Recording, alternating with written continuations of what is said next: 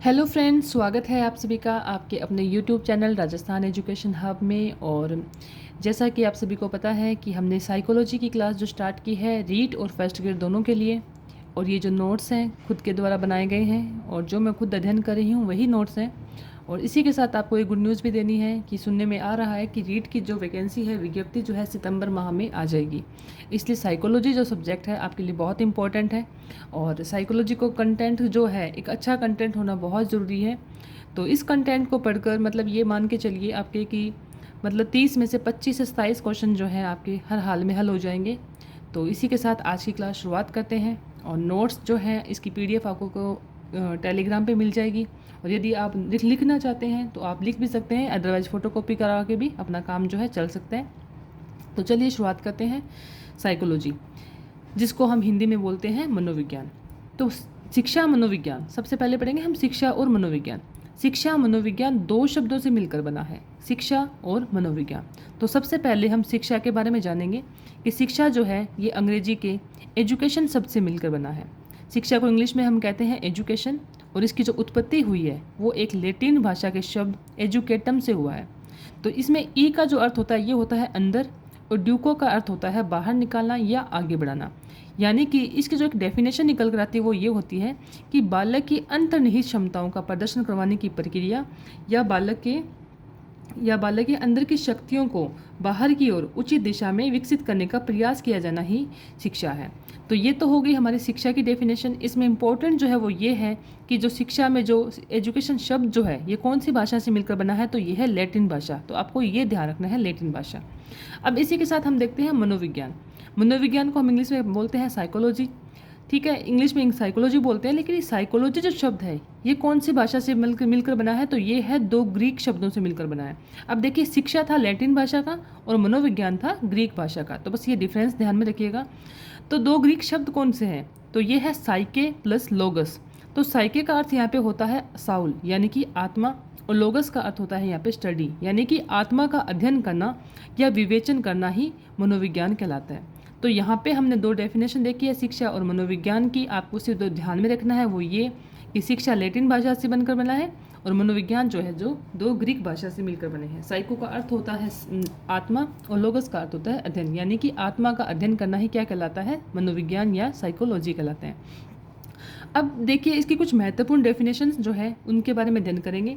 तो सबसे पहले हम देखते हैं फ्रेंडसन ने एक डेफिनेशन दी है कि आधुनिक शिक्षा का संबंध व्यक्ति व समाज दोनों के कल्याण से है। तो ये कहना चाहते हैं कि भाई आधुनिक शिक्षा का जो संबंध है व्यक्ति व समाज की, शिक्षा ऐसी होनी चाहिए जिससे व्यक्ति और समाज दोनों का ही भला हो सके, दोनों का कल्याण हो सके। तो देखिए, अब इस डेफिनेशन को याद कैसे करेंगे हम, तो इसका पॉइंट क्या है याद करने का ना, तो इसका पॉइंट हम रखते हैं कि व्यक्ति व समाज दोनों के कल्याण की फ्रेंड जो होते हैं उनसे क्या होता है कि अच्छे अगर फ्रेंड हमारी ज़िंदगी में आते हैं तो हमारा खुद का, व्यक्ति का और समाज दोनों का ही कल्याण होता है। इस किसने कहा, किससे कल्याण होता है, तो फ्रेंडसन से, तो अच्छे फ्रेंड से। तो फ्रेंड को आप यहाँ पे कनेक्ट कर लेना, फ्रेंड को कनेक्ट करना आप कल्याण से। फ्रेंड से क्या होता है, कल्याण होता है। तो इस तरह से आपको ये डेफिनेशन लर्न हो जाएगी। अब देखिए डमविल, इन्होंने कहा कि अपने व्यापक अर्थ में शिक्षा में वे सब प्रभाव सम्मिलित रहते हैं जो व्यक्ति पर उसके जन्म से लेकर मृत्यु तक पड़ते हैं। यानी कि जन्म से लेकर मृत्यु पर जो भी हमारी लाइफ में जो भी हमें प्रभाव पड़ते हैं वो सब क्या है, वो शिक्षा में सब प्रभाव सम्मिलित करते हैं। ठीक है, तो इन्होंने क्या कहा कि शिक्षा में वे सब प्रभाव सम्मिलित रहते हैं जो व्यक्ति पर उसके जन्म से लेकर मृत्यु तक पड़ते हैं, वो सब शिक्षा में है।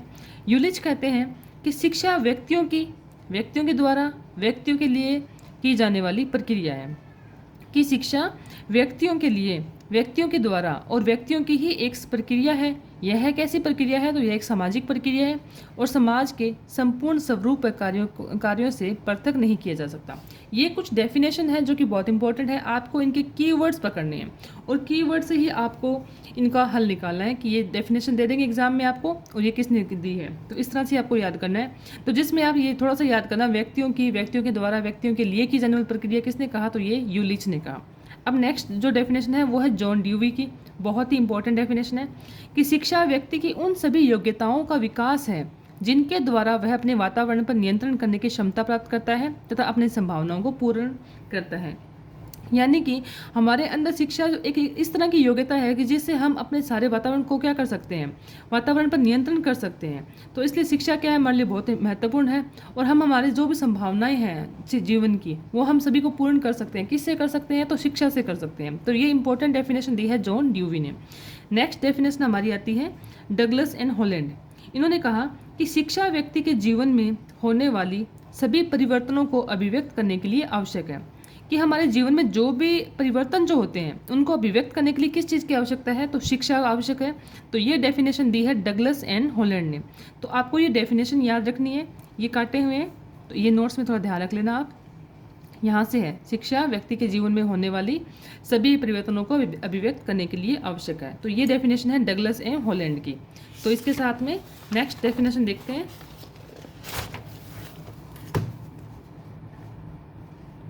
कोलसेनिक कहते हैं कि शिक्षा मानव की जन्मजात शक्तियों तथा योग्यताओं का विकास करती है। कि शिक्षा मानव की जन्मजात शक्तियाँ तथा योग्यता, यानी कि जो मनुष्य है अपनी कुछ शक्तियों के साथ या योग्यताओं के साथ जन्म लेता है, उसमें विकास करने का कार्य कौन करती है, तो शिक्षा करती है। ये जो डेफिनेशन है ये है कोलसेनिक की। और गांधी जी की जो डेफिनेशन है ये हमेशा हमें सभी को याद रहती है, बहुत आसान सी डेफिनेशन है इनकी, कि शिक्षा से मेरा अभिप्राय मनुष्य के शरीर, आत्मा व मस्तिष्क के सर्वांगीण और सर्वोत्तम विकास। जहाँ पे सर्वांगीण और सर्वोत्तम विकास की डेफिनेशन आ जाए वहाँ पे हम करेंगे गांधी जी।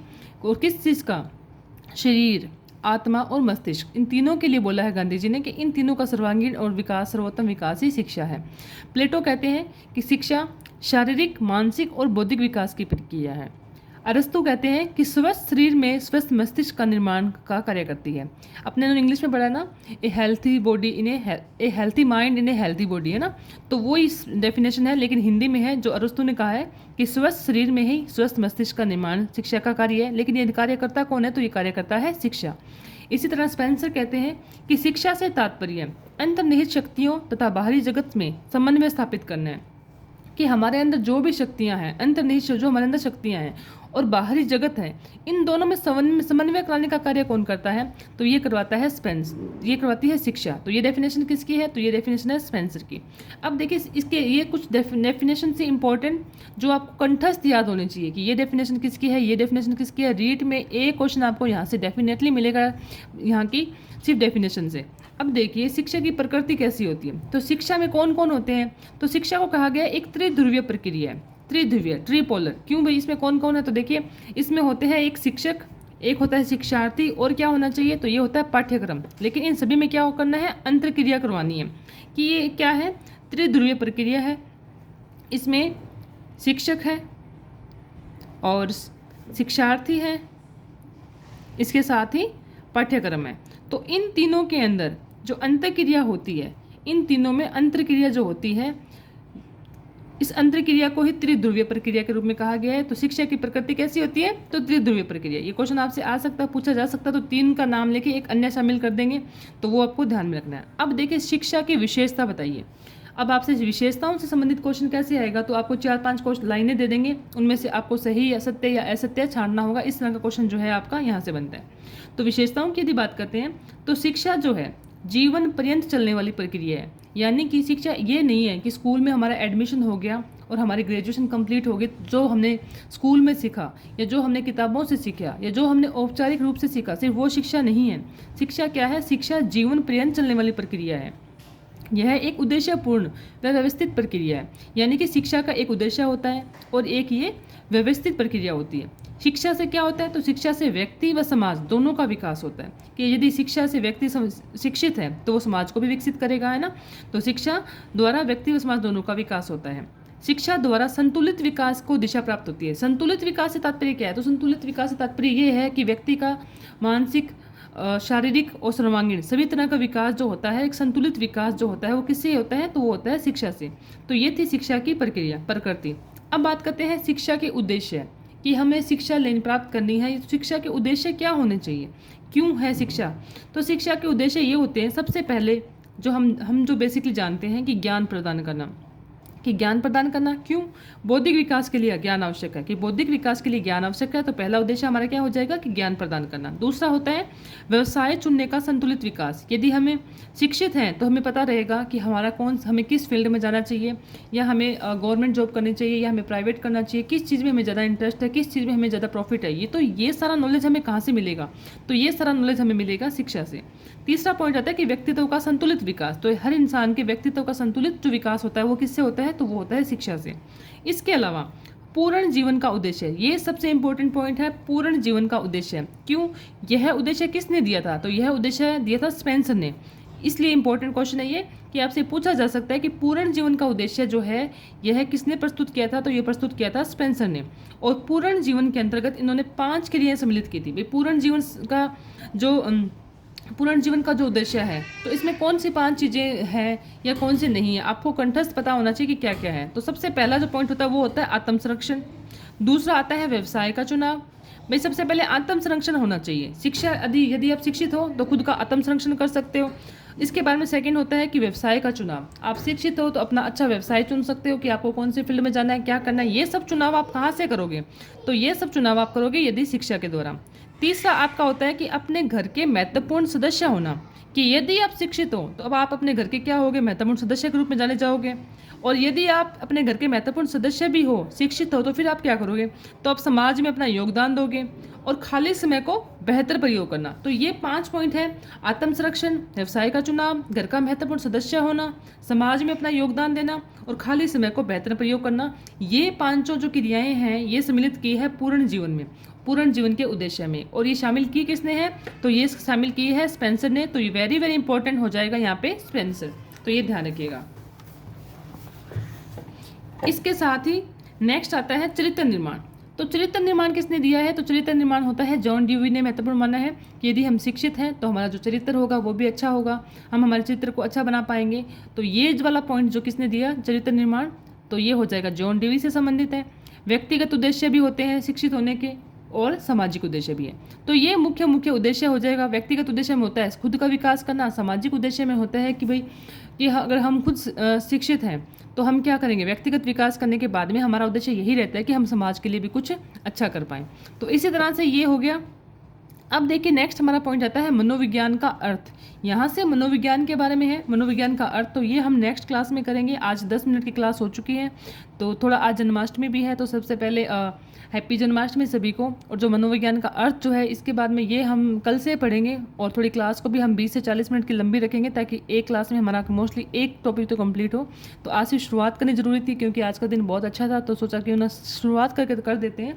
बाकी आपको जो ये नोट्स जो हैं आपको PDF जो आपको मिल जाएगी टेलीग्राम पे। तो क्लास पसंद आए तो प्लीज़ लाइक शेयर सब्सक्राइब कर दीजिएगा। Thank you. जय हिंद, जय भारत।